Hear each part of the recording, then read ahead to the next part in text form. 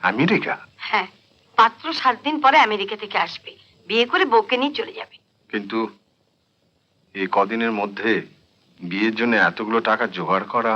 অত শত আমি জানি রে বাপু, তুমি যেখান থেকে পারো টাকা জোগাড় করো। একবার এই হতভাগীর জন্য আমার মেয়ের বিয়ে ভেঙে গেছে, আবারও যদি ভেঙে যায় তাহলে কি ওই মেয়ের আর কোনোদিন বিয়ে হবে ভেবেছো?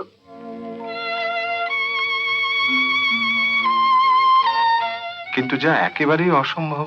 ও সম্ভব অসম্ভব আমি বুঝি না, টাকা তোমাকে জোগাড় করতেই হবে। তুমি বুঝতে পারছো না, প্রভিডেন্ট ফান্ড থেকে সব টাকা তুলে অরিজিৎ বাবু দেনা শোধ করেছে। এখন এই মুহূর্তে এতগুলো টাকা। অত শত আমি জানি না, এই বিয়ে যদি ভেঙে যায় তাহলে কিন্তু আমি গায়ে আগুন জ্বালিয়ে দেবো, এই তোমায় বলে দিলাম।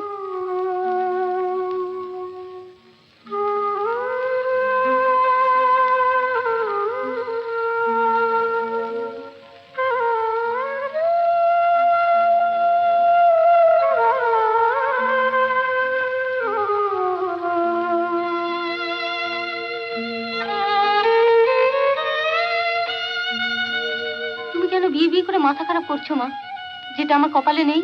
তোর বাবা টাকা নেই বলে তোর কপালে বিয়ে নেই? টাকাগুলো যদি ওভাবে নষ্ট না করতো, ওই হতচ্ছাড়ি অভাগী ওকে আমি গ্রামে পাঠিয়ে ছাড়। দেখো মা, ওই বিয়েটা ভাঙার পেছনে অভাগীর কোনো দোষ ছিল না, তুমি সেটা ভালো করেই জানো। কেন শুধু বেচারিকে বারবার এর মধ্যে টেনে আনো? তুইও দেখছি তোর বাবা মামা আর চয়নের মতো হয়েছিস, কিছু বললে একবার খ্যাক খ্যাক করে উঠিস। এতদিন ধরে তো অভাগীকে দেখছো মা, সত্যি করে বলো তো, ও আমাদের সংসারের জন্য কি না করে? আমার বিয়ে না হয়ে যদি ওর বিয়ে হতো, আমি আরো বেশি খুশি হতাম। এখানে আমার বাবা মা দাদা সবাই আছে, ওই হতভাগীর কি আছে বলো তো মা? ওর ভাবনা ছেড়ে এবার নিজের কথা ভাব। একবার তোর মামাকে টাকার কথা বলবি নাকি? আমার থেকে তোমার ভাইয়ের অবস্থা তুমি আরো ভালো করে জানো মা। তোমার মামার হার্ট অপারেশনের সময় মামা নিজের সমস্ত জমানো টাকা, এমনকি প্রভিডেন্ট ফান্ডের টাকাও। না মানে আমি বলছিলাম যে তুই বললে হয়তো অন্য জায়গা থেকে ধার করে এনে দিত। না, আমি পারবো না। আর তুমি এত ব্যস্ত হচ্ছ কেন? বিয়ে হবার সময় হলে ঠিক হয়ে যাবে। আর তুমি জানো এই ব্যাপারে বাবাকে কিছু বলো না, এখন আমার বাবার সামনে দাঁড়াতেই লজ্জা করে।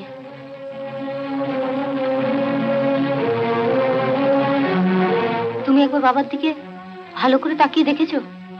চিন্তায় চিন্তায় বাবার শরীর কি হয়ে গেছে, রাত্রে বোধহয় ভালো করে ঘুমোতেও পারে না।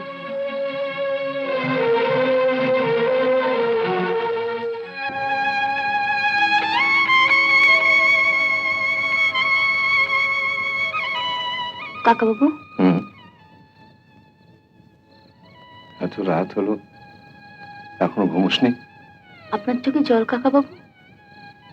কই না তো, ঠান্ডা লেগে গেছে বলতে।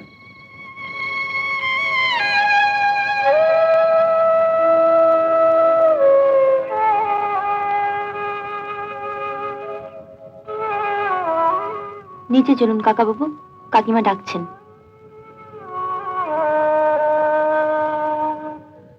ওর ডাকা মানে তো ওই এক কথা, পিঙ্কির বিয়ে।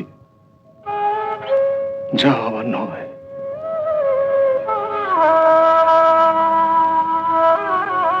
আমি জানতাম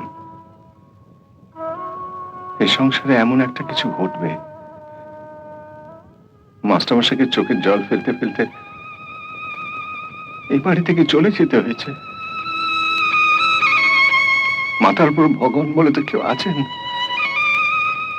মাস্টারমশাইয়ের চোখের জলের দাম এই সংসারকে চোখের জল দিয়ে দিতে হবে।